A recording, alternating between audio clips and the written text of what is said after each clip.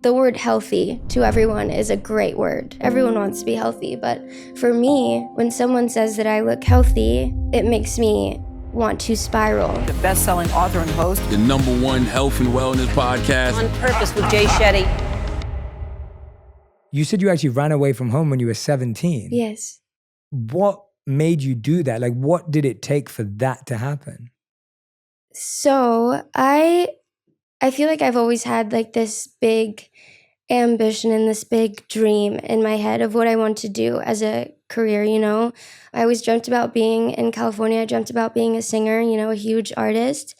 And that wasn't something that was understood or at least, you know, seen as possible in the town that I came from and my family. And it was right as COVID hit. And I knew that I was either trapped and stuck there and forced to have to go to college and, you know, create a life that I knew wasn't for me, or I would just do it for myself. And, you know, if I didn't leave then I wouldn't be there, like here where I am now. And so it was really weird, but yeah, I wasn't happy at home. I wasn't happy in New Jersey. And I felt in my heart that there was something that I had to do, and I booked a flight at like 1 a.m. that left for like 4 a.m. My parents knew that I was going to run away, and it was like this big chaos. They had like the cops come, and it was like this whole thing. And so they stole and they took all of my suitcases, everything that I could use to leave. And so I locked my door, and I found like all of my old like school book bags and my soccer bags because I used to play soccer, and I stuffed all of my things in like these duffel bags and like school bags, and I'm lugging around like, and I'm small. I'm like 17, like 4'11", like lugging around these huge bags, and I got an Uber, and I got on the flight, and I've been here since. So that's been nearly 4 years now. Mm-hmm. That's insane. I mean, how did you as a 17-year-old have the confidence and courage to go, no, I'm going to go all in on this. Because that's, you know, I think a lot of young people today, a lot of people listening, they want to take risks. Oh, yeah. They want to try things out. They want to follow their passion. They want to pursue something that's a dream of theirs. But I think most of us get talked out of it, or the doubt and the fear creeps in our head of what if I don't make it? What if it doesn't work out? What was it for you that allowed you to say, no, I'm actually going to have the courage and the confidence at 17? I still am not the type of person, and I never was, to take a risk like that. I struggle with really bad anxiety, and as a kid, like I did everything that I was told. You know, I would follow the rules to a T, and something like that was absolutely insane. And looking back on it now, I feel like there was something out of this world that kind of took like a toll on me. Like it was a pretty like, I don't even know how to explain it, but I just knew that I had to.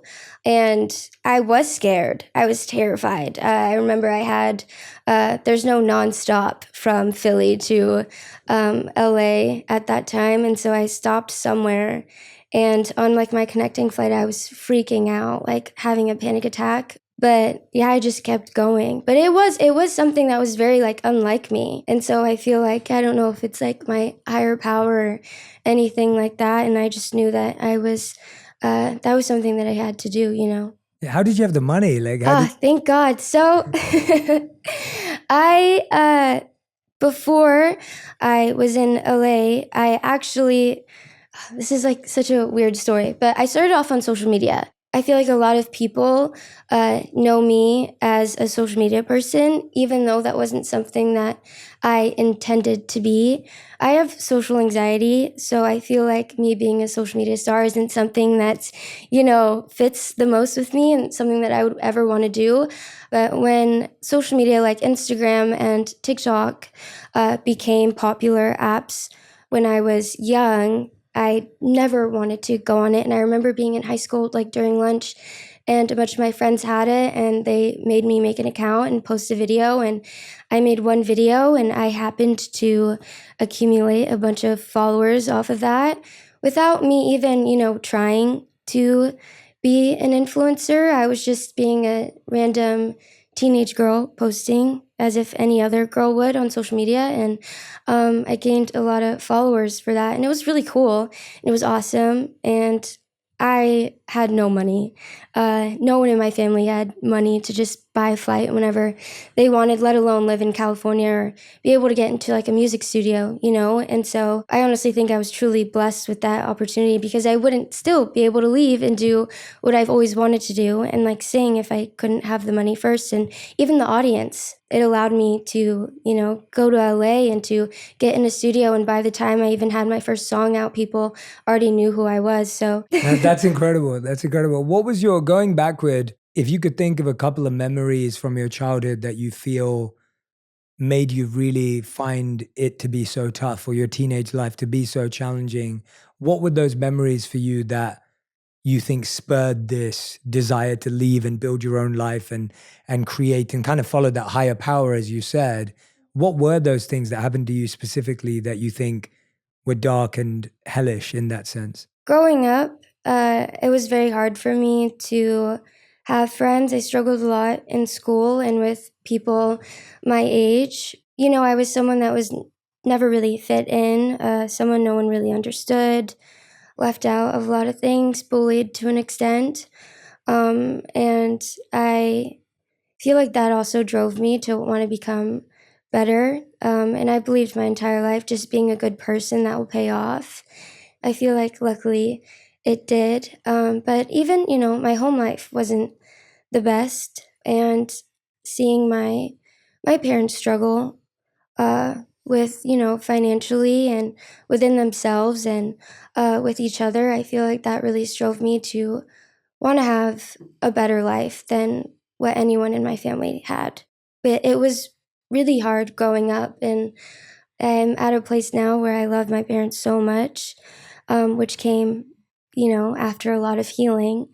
But I just saw a lot, and I just knew that I wanted to be better than what I saw, and I wanted to do better. And also, too, it's like where I'm from a small town, a 9-to-5 job, and going to college, and that wasn't something that was for me, something that I desired, something that I was ever interested in. I remember junior year, I got in trouble because I refused to apply to any colleges. You know, I knew that I had to do something different. Was it you that rekindled your relationship with your parents, or was it them? Like, how did that come about? Because that's really wonderful to hear when that can happen. It's not possible for everyone, but Yeah. how did that start? Yeah, well, I've always had a rocky relationship with my parents, but my mom, she's always my mom, and I loved her dearly, and I always will. And so we've always had somewhat of a relationship, even when I ran away, which at the time, me and my parents, we were not okay at all, which is why I ran away.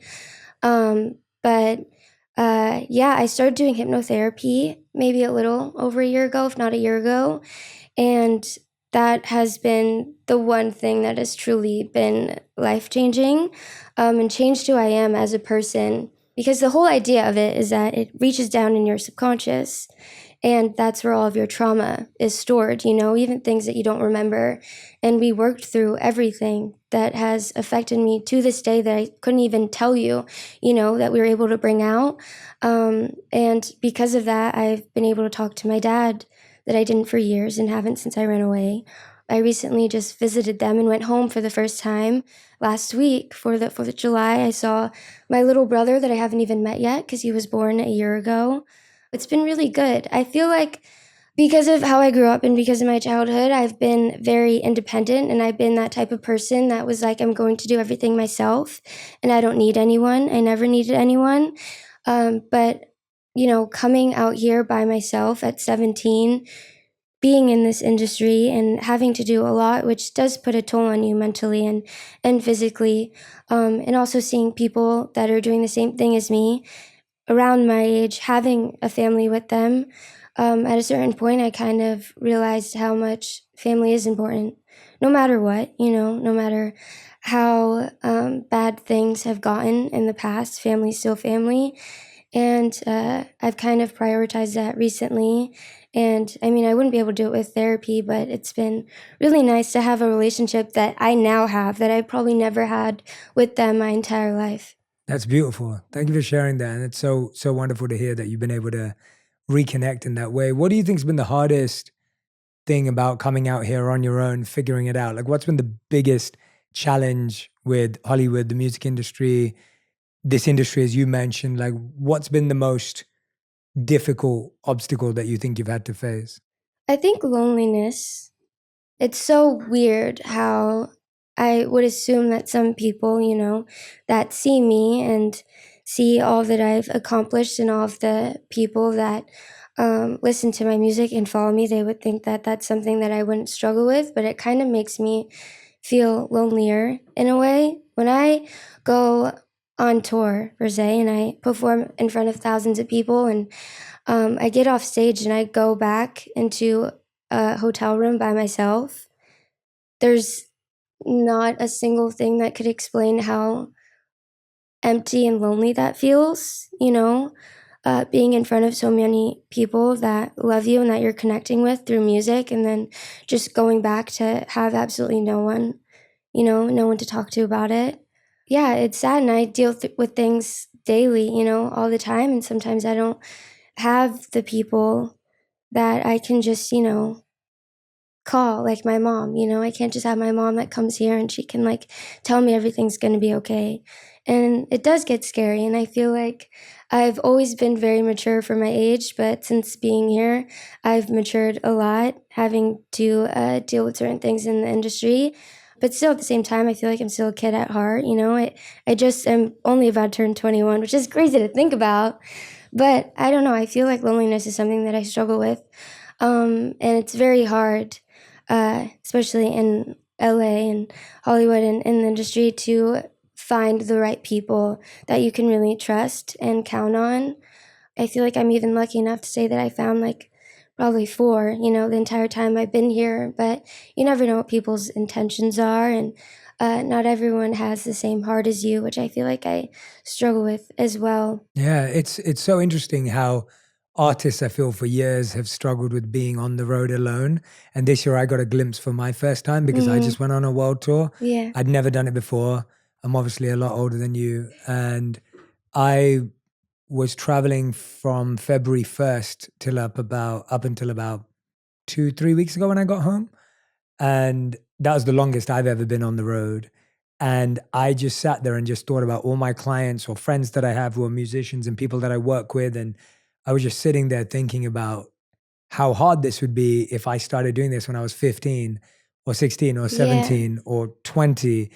And I can totally see why it's so challenging, but it feels like no one's really found a way to make it easier, No. which is why you still see artists after all this time canceling tours and announcing that they need a break. And do you now see that as natural, that it is hard, or do you sometimes fall into the trap of like, oh, it's a weakness or it's something about you? Or are you able to accept that this is just hard to do? Because I think some people kind of go back and forth. They feel guilty that they find it that challenging. I mean, I feel like it has to be hard. With all the amazing things that I've been blessed with doing what I do, like there has to be things that have to be difficult, And I don't mind, struggling, because it gives me something to talk about and to write about. I mean, that's what my whole music and everything that I'm about is focused on, is, the things that I struggle with, and I talk about them so that I can help people.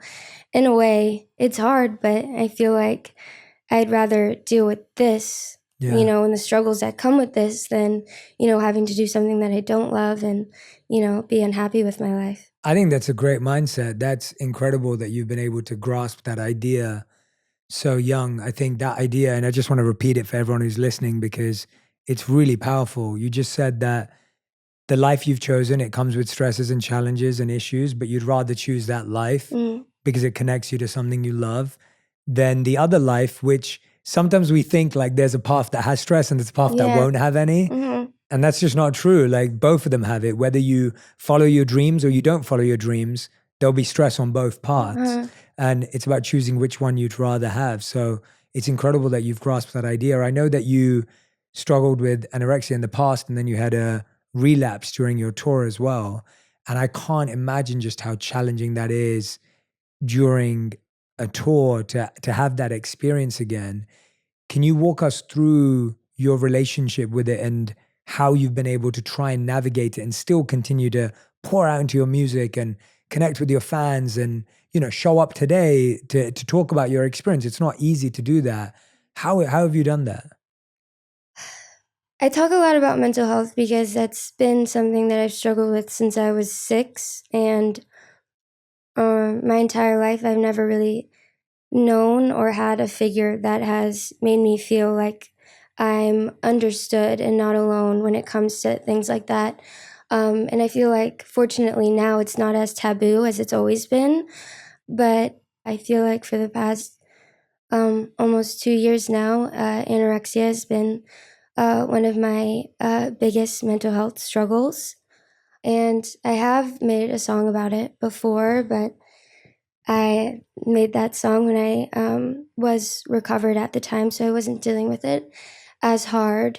But an eating disorder is something that's very personal and very hard to even articulate yourself, because it takes over your mind and it's very different for everyone else. And sometimes I shy away from talking about it because I'm either embarrassed or I don't want to admit that I'm struggling at the time because it's a very toxic disorder, or it's very hard to talk about it and not be triggering to others, which gets difficult. And I still deal with it pretty bad to this day. I've been in talks about, getting treatment and hopefully seeing someone and finally getting help, because as much as I try to take time to focus on mental health when you really need intensive treatment for something, and, to go away for 3 weeks, it's not that easy when you're trying to write an album, and tour. Dealing with it on the road, though, was pretty hard. When I'm at home in LA, I live by myself, and the only time I don't go out, I'm not that much of a social person, so the only time I leave my house is when I go to the studio and I make music. So being alone, I feel like it's hard to struggle with anorexia, but it's easier because I'm alone and I don't have to, deal with anyone around me or any triggers. And things like that. But being on tour, constantly being around a group of people where it is normal for people to eat. That's a thing that has to be done, in order to live. So to be around people that are actually, that don't struggle with it and are taking care of their bodies and that don't have to deal with body image. And then me also having to get on stage in front of people every night where it's like people are there to see me. Not only like the people that come to my shows, but everyone else gets to see them because people post videos. There's pictures and videos taken at every angle. And no matter how much I feel safe and at home on stage, performing my songs and being with everyone that relates to them, in the back of my head, when I'm struggling with my anorexia, all I can think about is how insecure I am and how I might look and what people might say or think. And I've had a lot of pretty dark breakdown moments before stage where I couldn't even see how I could get on because I couldn't even figure out what to wear, that would make me feel comfortable. And when you're on the road for how many weeks or months, you don't have a huge option to, to wear whatever you want. Like your stage outfits are your stage outfits. The biggest struggle, I think, is just the physicality part of it. Scientifically, to be able to get on stage and have the energy to perform for, over an hour every night, you have to have energy, and energy comes with eating and food. And that was something that I struggled with because touring and, my music and all this is so important to me. And it's really hard to not let my eating disorder get in the way of that. And so I would have to, no matter how hard it was, but try and sit as however long it takes me and force myself to eat. That way I could, get up on stage the next night without being too tired or, God forbid, passing out and, not having the energy that they came for, because that's what it's important. And mentally too, it's like when I'm at a really low point and struggling and not eating for a while, I'm not my best self, I'm not giving off that energy that makes people feel good around me. And I think that's kind of the saddest part about it. I want to be my best self always. And so it's hard trying to find a balance, and figuring out ways to help you, but also not make things harder, because the recovery process with anorexia is probably the hardest thing that I've ever dealt with my entire life. Like, I've been through intensive trauma therapy with hypno for my BPD, but just trying to figure out how to have a comfortable relationship with food itself is something that has been one of the hardest and scariest things that I've ever done my entire 20 years of living, which is hard to also do that, during this time of my life. Yeah, thank you for being so vulnerable and open. I really appreciate it because, that's what I'm trying to create here, is a safe space where people can actually be seen and heard, yourself, and then everyone who's listening who's either struggling with something similar or may love someone who's going through something like this. I can definitely testify that getting on stage without eating disorder is hard enough in and of itself. And so having that extra layer of worrying and being concerned, and even the energy, as you were saying, about even having the energy to perform. I remember just before I was going on stage, like being present. I remember how much presence I needed. I also sleep really early. So to go on the stage at 8 p.m., I'm like, it's coming up to my bedtime in 2 hours. Like, how am I going to stay up without pumping my body with sugar or anything else? I want to stay up naturally. Yeah. And that's without any of the stuff you're having to think about. So I'm just empathizing and listening into what that challenge looks like. What would you like people to know about anorexia so that they're aware? Because I feel that a lot of the times these terms get normalized and we hear them everywhere, but then we kind of become desensitized to it, and people aren't necessarily aware of how to deal with their friend who's going through it, or sometimes someone's kid's going through it. From your experience, not as like it's the same experience for everyone, because we know it's not. From your experience, what do you think it's good for people to know if someone they love or someone they know is going through something like this, or they think they might be? What would be useful for them? I think the first and biggest thing is that not only with just anorexia, but with all eating disorders, it looks different on everyone. There's not a look to it. And I feel like it's so damaging when there's a common idea or image, of how someone that is anorexic should look, or how someone that struggles with an eating disorder should look. And they kind of, take that as to how sick they are, which that doesn't matter at all. And I also feel like it's something that, but just it's impossible to understand something like anorexia if you have not gone through it before. Because, even with me just saying what I struggle with out loud, and the whole idea of it, me being obsessive and scared over food, and obsessive with calories, and terrified of weight gain, and a control thing, and all the things that I allow myself to believe, which are all lies, and how my brain processes things and all of that stuff. I know that it's not real, and I know that it's all lies, and I know it's absolutely delusional, but that's the disorder. That's what happens. And so when you don't struggle with that, you don't understand that, so I have a lot of people that, have told me before, just eat, or like people will say things that they think will help, but that's not the issue. I think most importantly is just to, with any mental health disorder, anything like that, just the best thing to do for someone is to just give them love and support. Sometimes it's best not to try too hard to give advice or to say things that you think are going to help, because there are some things that, might seem helpful and that you might have good intentions by saying, but it might trigger someone, that's dealing with it. For example, I know for me, and I feel like it might be a common thing for a lot of people that struggle with anorexia, the word healthy to everyone is a great word.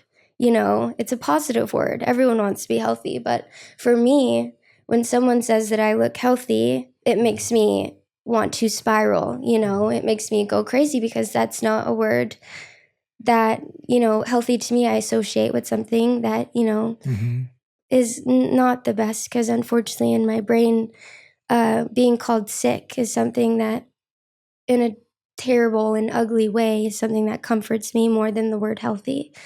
Which little things like that I feel like is important for people to know that want to be there for someone that don't, you know, understand. It's like, just have to be wise and not walk on eggshells, but just be more sympathetic and understanding of what they could possibly be going through, even though you don't understand. It's, yeah, something to this day that I still don't understand or get, or I kind of struggle with even coming to terms with the fact that I deal with it, because I am now at the point where I'm aware of how unhealthy it is, but I still can't process, you know, that it really isn't real, because I still have that eating disorder mind, you know.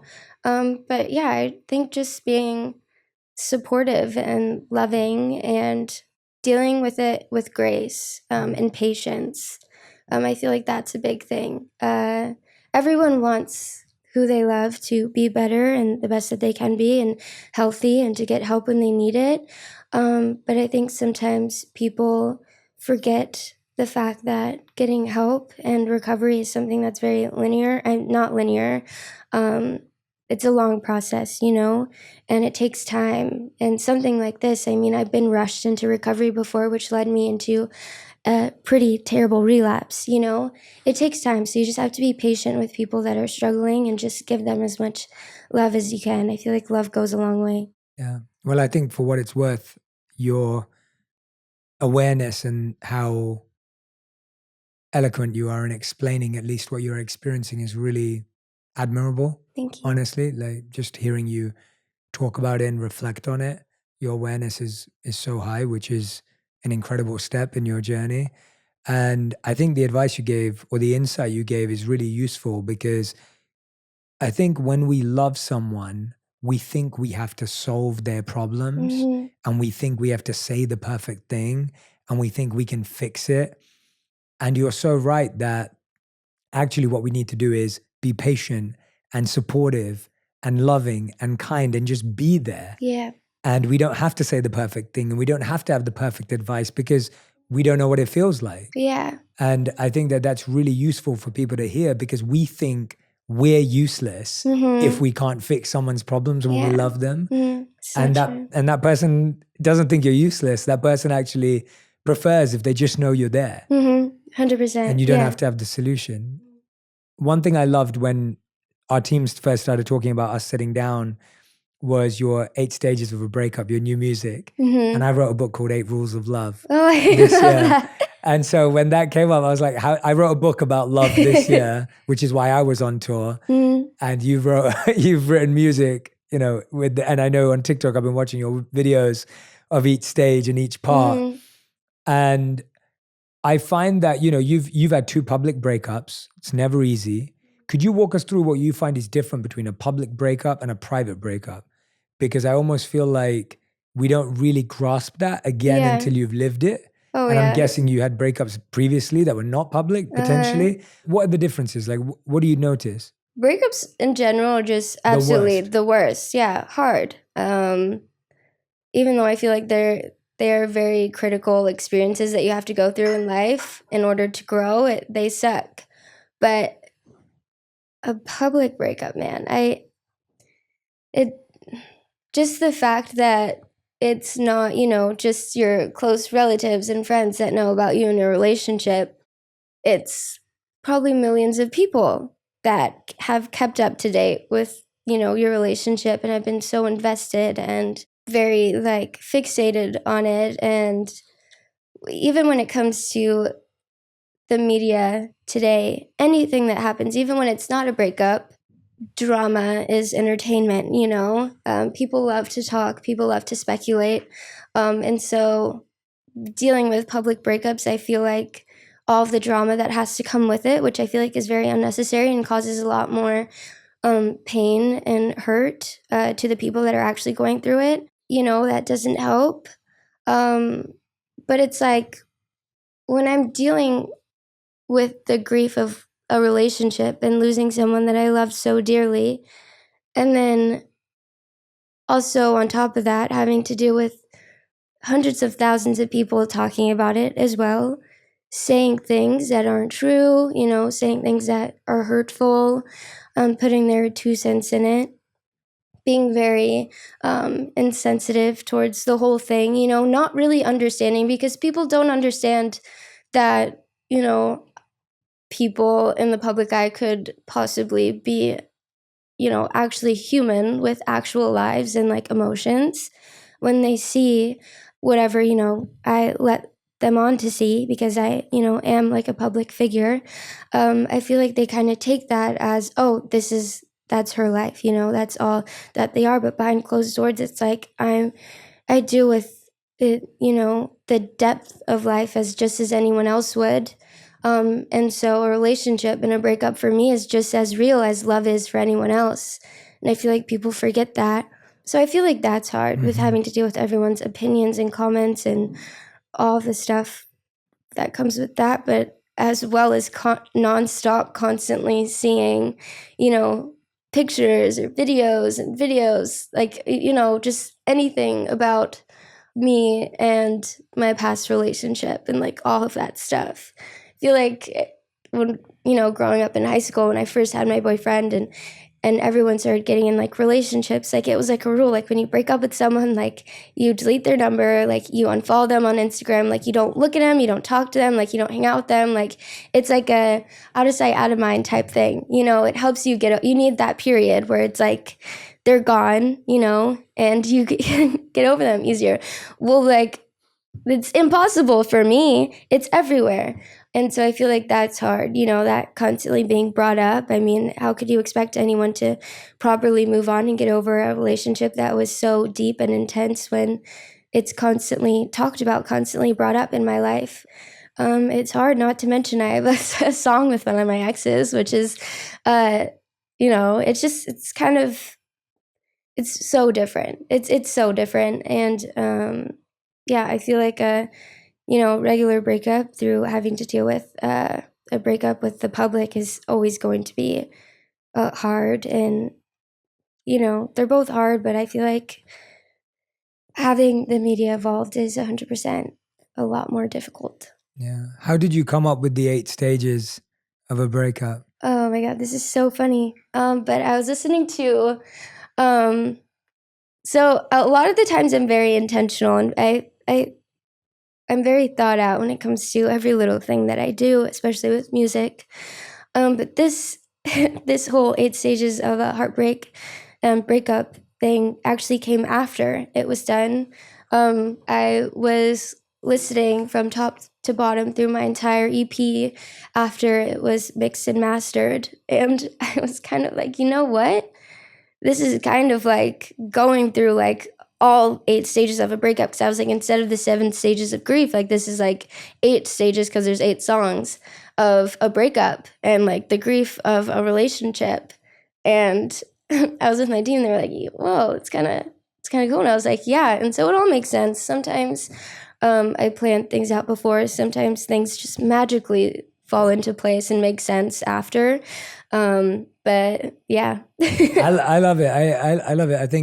I think when we start recognizing there's stages and phases to anything, Oh yeah. it helps us so much as humans, where we realize it's not just all one big thing. There's actually changes in how we feel. What have you found to be the hardest stage in a breakup for you personally? Or like what's the stage that you find the most challenging?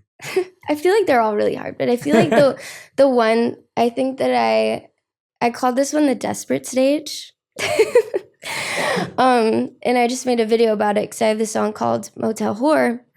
And I was like, this one represents the desperate stage of a breakup. And it's kind of like that bargaining stage where you just try and do whatever you can to get that person back in your life, no matter what costs, and like however you can. So yeah, it's when like you break up with them and then you're at the point where it's like you just want them in your life, that you're willing to do whatever it is to keep them in your life somehow, even though it hurts you, because you know the way that you want them in your life is the way that you had them before in that relationship. But now it's like it's not that, and so you kind of end up hurting yourself more because you're, you know, putting yourself back in that place, but also knowing that like you're going to end up leaving heartbroken again, because it's a lot harder when, you know, you try and be with that person, whether it's like friends or just like hooking up or any of that stuff, when there's like actual real love and connection on your part still, but it's like, and you try to convince yourself like, oh, like this is going to get them back, like our relationship's going to be like, you know, how it was before, but it doesn't happen, and then it crushes you even more.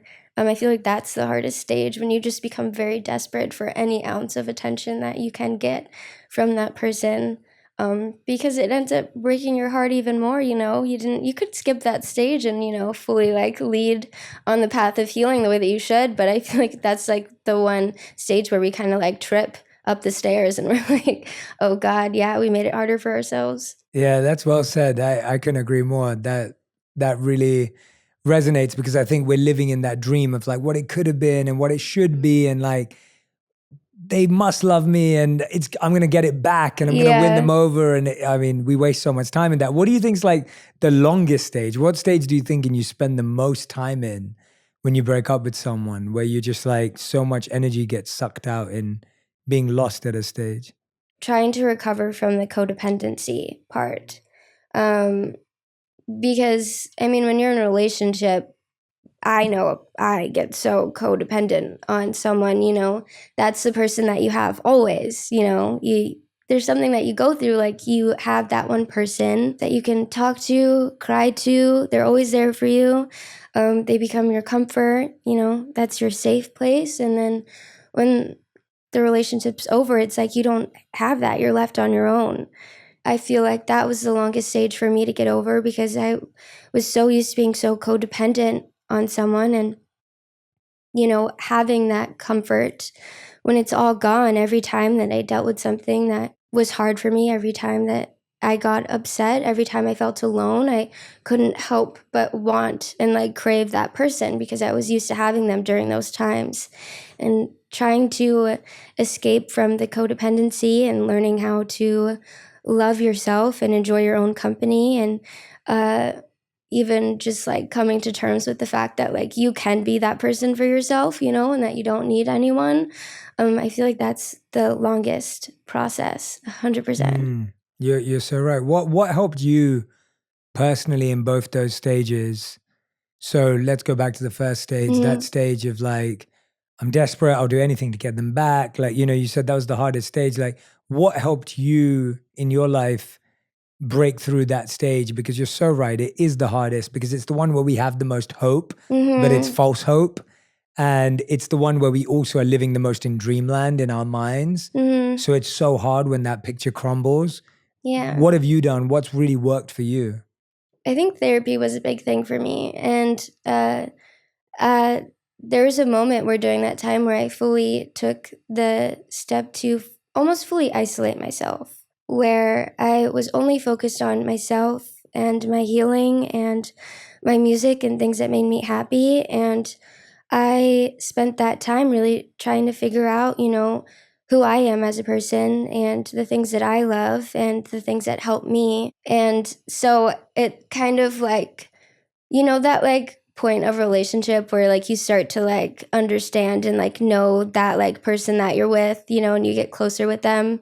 It's like that very beginning. It was kind of like I started to go through that with myself. And so it kind of took me away from having to, you know, really struggle with the breakup. I feel like you just gotta fake it until you make it and just force yourself. And there's always gonna be days. I mean, like I thought there was like a day where I was like fine, and then 2 seconds later I see something and I'm bawling my eyes out, you know?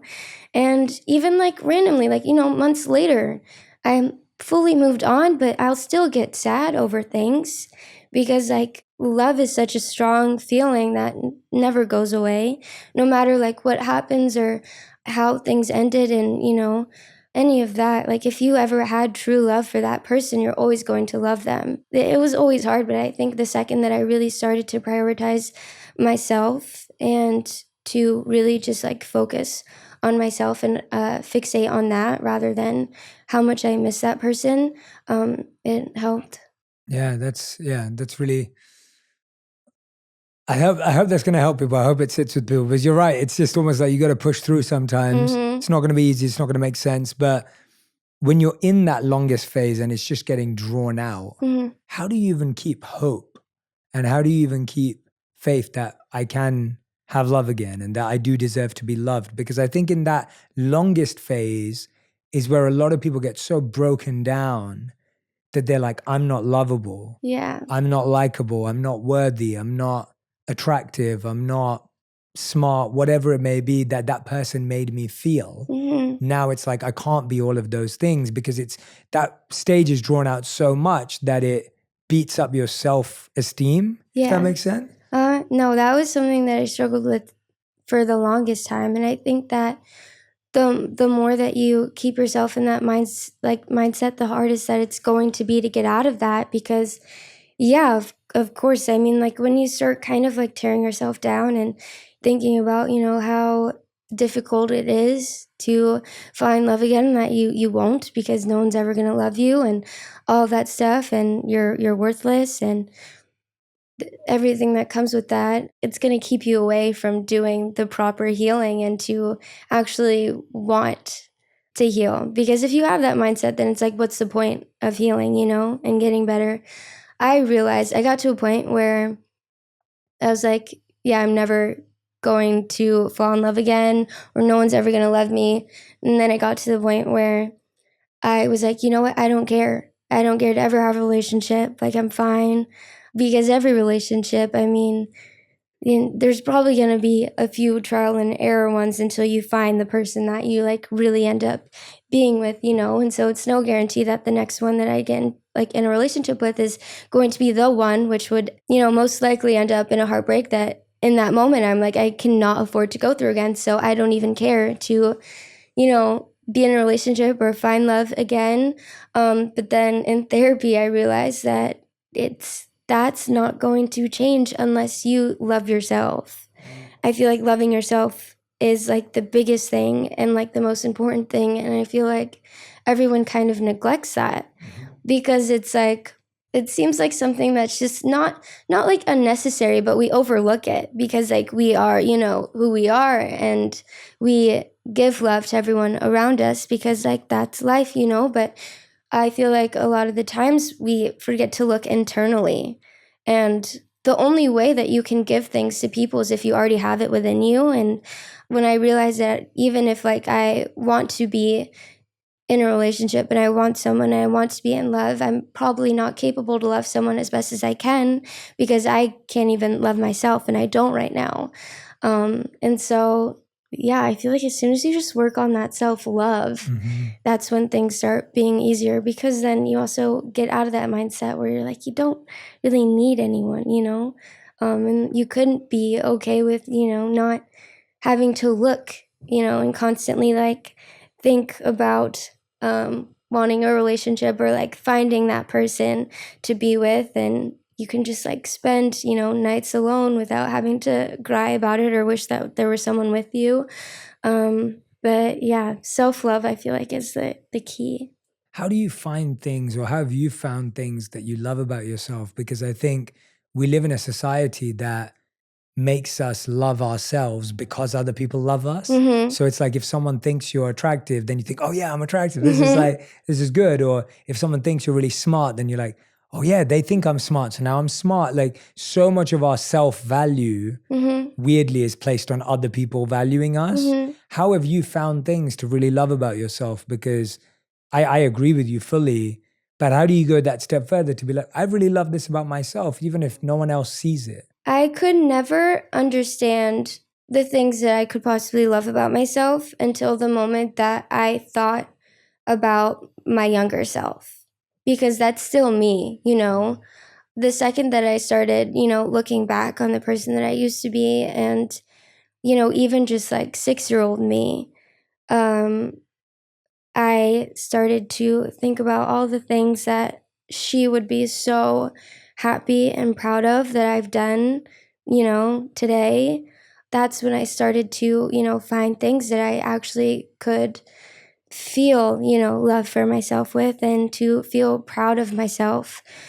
for and all of those things. And then, I don't know, and then sometimes you just kind of have to dig a little bit deeper, because I feel like self-love is a lot less superficial than, any other love could possibly be. And it has to be really deep, because it's like you know who you are as a person to the deepest core more than anyone else could, more than you can know other people in order to love them.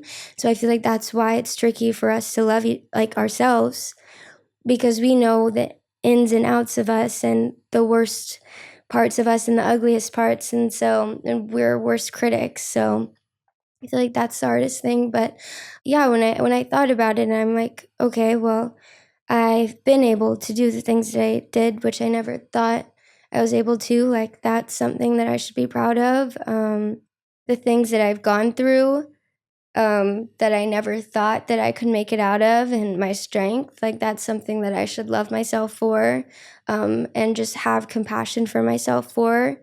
Even just the fact that, like, at the end of the day, no matter all of the things that I've been through, and no matter like how bad people have treated me, like the fact that I'm still a good person and I still have a good heart, and I know that, more than anyone else could.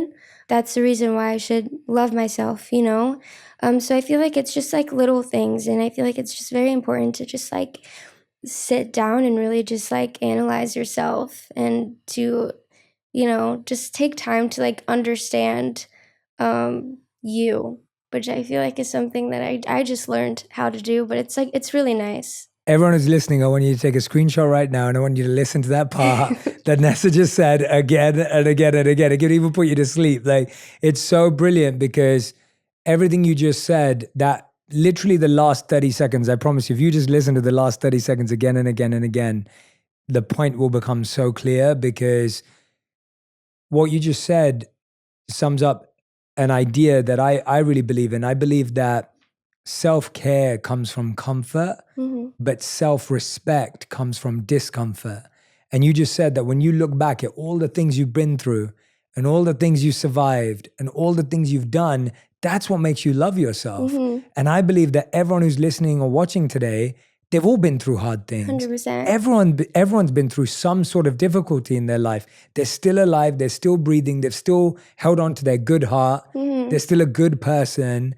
And that's what you really want to love yourself for. And when you learn to love yourself for that, you realize no one ever gave you that, and no one can take it away. Exactly. And it's yours. Whereas all the other things, they'll come and go and people will change their mind. But this is something that's forever yours. And so you just summed it up really beautifully. And I love the way you said it. I hope people will, honestly, I mean that, just repeat it again and again, because it's just rewiring our thoughts to be like, that's why I'm valuable. I'm not valuable because of all these other things that people are saying. One thing you do that I love, you do a burn box on stage where you get fans to write messages and then you burn them. That is so cool. I love that. That is the dopest thing I've ever heard of. I was like, we need to do that in my next show. Where did that ritual come from? Walk me through. Did you used to do that yourself? Was that something you invented for the community? Like, what? Tell me where that came from, because I love that. When I saw that, I was like, this is amazing. Thank you.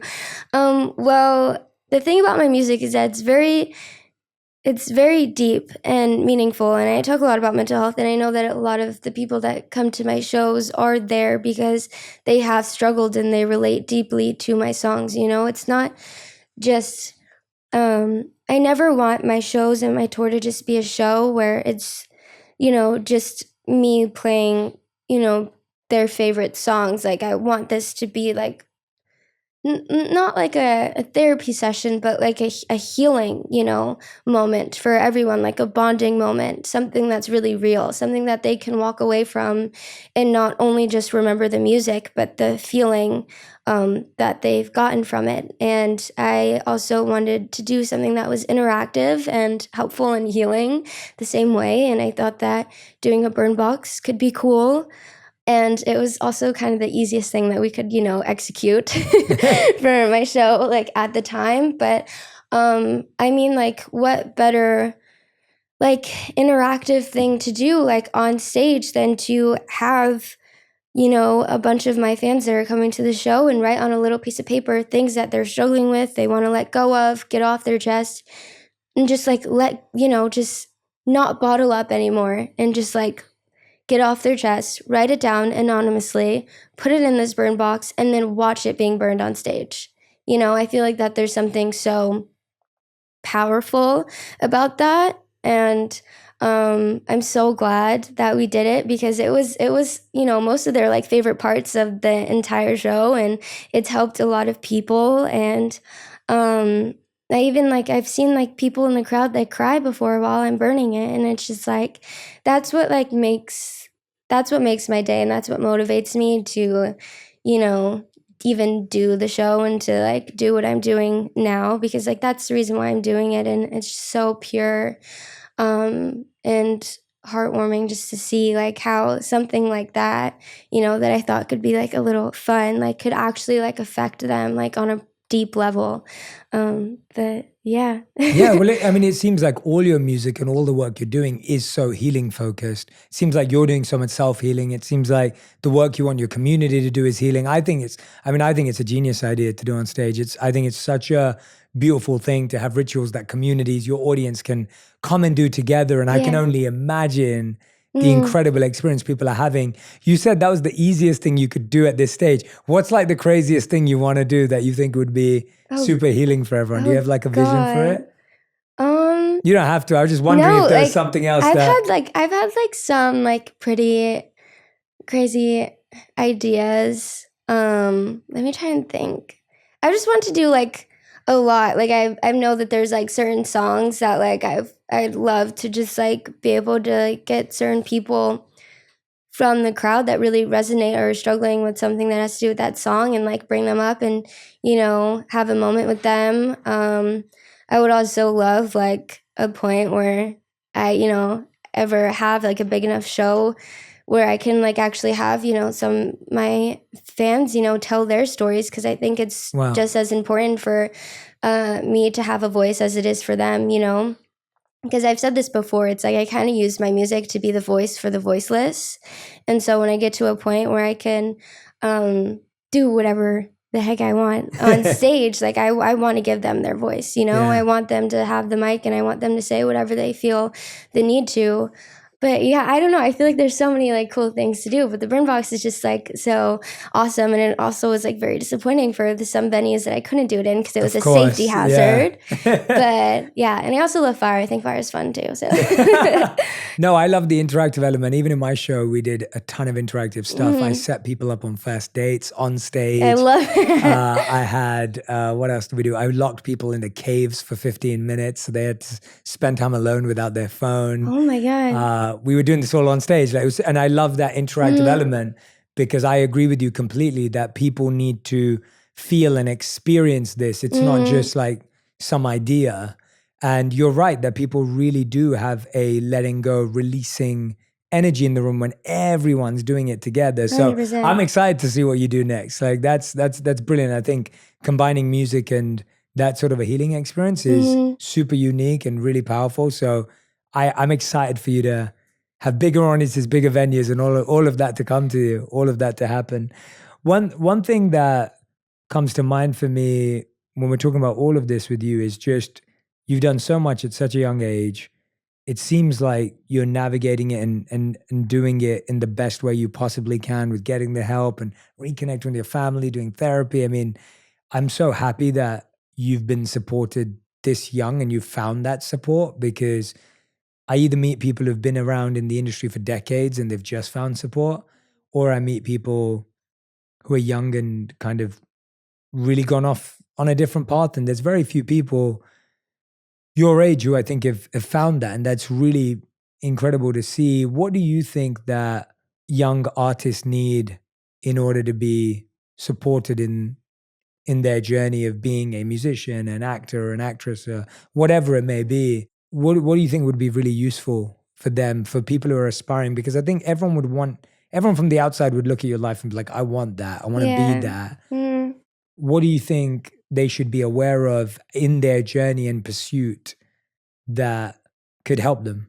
I think that the biggest advice and the biggest thing that has helped me and that I could tell anyone is to be very vocal and honest and open and vulnerable, to the closest people around you, to your team, to the people that you trust, because I think that's how I was able to create such a stable support system around me from the beginning.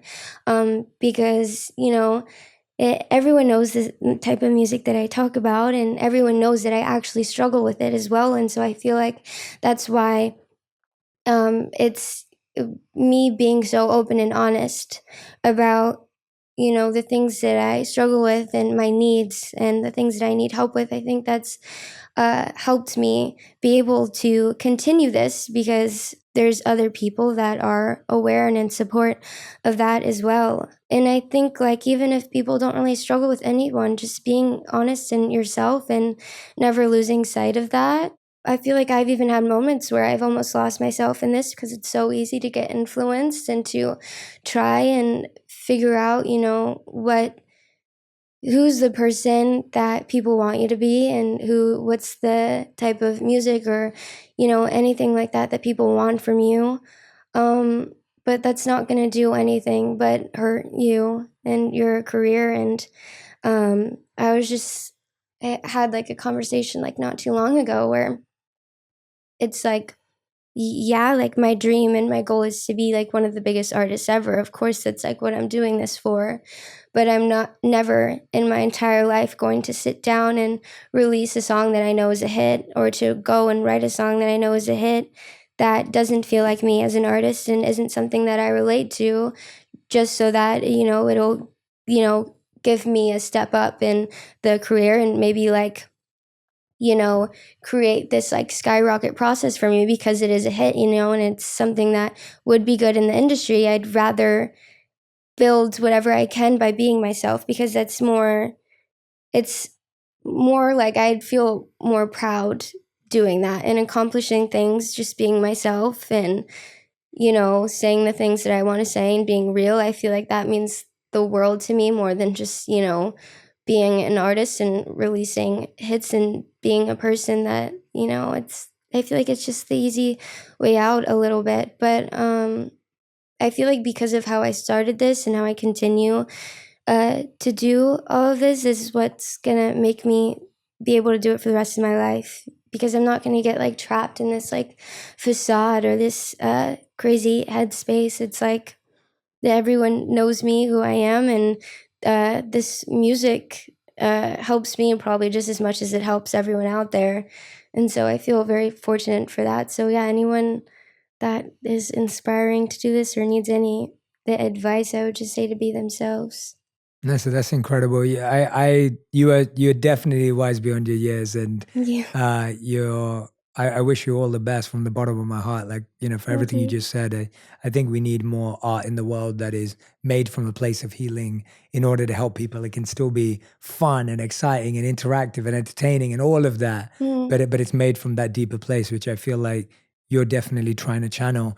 We end every episode of On Purpose with a final 5. Yeah. These are the fast 5. The questions have to be answered in 1 word to 1 sentence maximum. However, when I get intrigued, I always go off record, which is fine. We'll do that. So, Nessa, these are your final 5. The first question is, what is the best advice you've ever heard or received? Let go and let God. I feel like that's 100% the best advice ever. Beautiful. All right. Question 2. What's the worst advice you've ever heard or received? Text him. All right, go on. Tell me more. Tell me more. If you're just like in your head about like an ex or anything like that, and someone tells you, just text him, do not listen. Do not, I feel like there's a lot of advice that kind of just enables your bad habits. Let's try to stay away from that. Got it. Great advice. So I'm going to ask you, I'm going to go slightly off piece here because I think you might have some good advice for people. Let's say I have a hypothetical friend. It's a real friend, but let's say I have a friend who is around your age. Yeah. And she deals with people pleasing. Mm-hmm. She becomes friends with guys who actually want to get with her, but then she doesn't like them in that way. But then she feels bad to tell them that. What should she do in that scenario? Why are you laughing? There's something going on. I was like, this reminds me so much of myself. Oh, right. Oh, that's so funny. Great. So what advice would you give to my friend? It's a real story. So I'm like actually asking. When she listens to this, she's going to be like, Jay, how did you put me out like that? I think boundaries is like the biggest advice. And I feel like when you are a people pleaser and you're a very nice person, like at the core, and you only see like the good in people, and you can't really like, it's easy to ignore any red flags. I feel like just try and set as many boundaries as yourself and just like protect yourself and just be cautious. I feel like just being cautious is the biggest thing, because there are sticky situations that you can get into just because you're genuinely a nice person, and everyone has different intentions than you. So I think being slow and steady and cautious. Okay, great. And yeah, I don't know. Sometimes it's hard for me to give advice when like I'm like, I don't even know. That's why I'm asking. I want to know what you would do. Question number 3, what keeps you up at night? Honestly, anything. Anything and everything. I could think about, certain situations that are happening in my personal life, or, I get paranoid and I have like anxiety about like with my family because they're so far from me now. Or I just start thinking about deep things like God and the universe and aliens and weird stuff like that, and if I'm even human. But yeah, I think anything keeps me up at night in a weird way. Even sometimes like songwriting, I feel like I've stayed up for hours before trying to write a song. Absolutely goes nowhere. But yeah. I love it. Question number 4, if someone needs to break up with someone, what is your best advice to the person doing the breaking up? Sit them down and have a really nice, respectful conversation about it, and be as vocal and honest as you can, and still have compassion and not try to let things get fired up, or also stand your ground, because if you already want to break up with them, don't let them convince you otherwise, and do so without cheating or being disloyal, because it is not nice. I had this song that I wrote recently that was it's called Leave Me Better Than You Found Me. And so it's kind of like, that's like my whole thing, like about breakups. It's like, if you're going to break up with someone, like don't do all of the yelling and the arguments and the cheating and the slamming the door before you leave. Like when you break up, like literally just have it be like a nice, mature, open conversation, and like, have it be a kiss goodbye rather than like a slam to the door out type thing. Don't cause any more trouble and like pain than like, you need to. Yeah. But, Great advice. There we go. All right. 5th and final question. We ask this to every guest who's ever been on the show. If you could create one law that everyone in the world had to follow, what would it be? Okay, this one seems so like stupid. This is the first thing that came up in my head, but I think that if there was a law where if like you had to, I feel like I'm gonna sound like so like cringe and like cliche doing this, but like if you see someone like in public that's like very like obviously going through it and like crying and like in pain, like give them a hug, give them like love. I feel like that is something that should be a law. I feel like nowadays there's so much hatred and separation in the world. I feel like we just need a lot more love. So if there was a law that was like, if you see someone that needs it, give them love and give them a hug, I feel like that would make the world a lot more of a better place. That's awesome. I love it. Nessa, everyone, Hell is a Teenage Girl music is out right now. I hope anyone who's going through a breakup, been through a tough breakup, just wants to have good energy and good healing in their life should go listen to the music. I know that I'll be recommending it to everyone. Nessa, I'm just so grateful to you for, even just talking to you has been so peaceful, so calming. And what's really wonderful is hearing someone who's obviously been through so much, but able to express it in a really coherent way. That's not easy. Like that's really tough. And to hear about all the work that you're doing on yourself and the therapy and the hypnotherapy and just reflecting and making music and expressing your art, all of that is just, I really appreciate it. And it's wonderful to see. And thank you so much for all the hard work you're doing for yourself and then to share it with others as well. But even just hearing you speak, I'm like, I hope everyone just listens to this episode on repeat because they're going to get so much out of it. But Nessa, thank you so much. Everyone who's been listening or watching, whether you're walking your dog, whether you're cooking, whether you're at the gym, whether you're driving, whatever you're doing, make sure you tag Nessa and I on TikTok, on Instagram, on Threads, on Twitter, on any platform you're using, letting us know what stood out to you, what stuck out to you, what you're practicing, what moments you're re-listening to. I love seeing what resonates with you. Maybe you're going to do your own burn box at home, do it safely.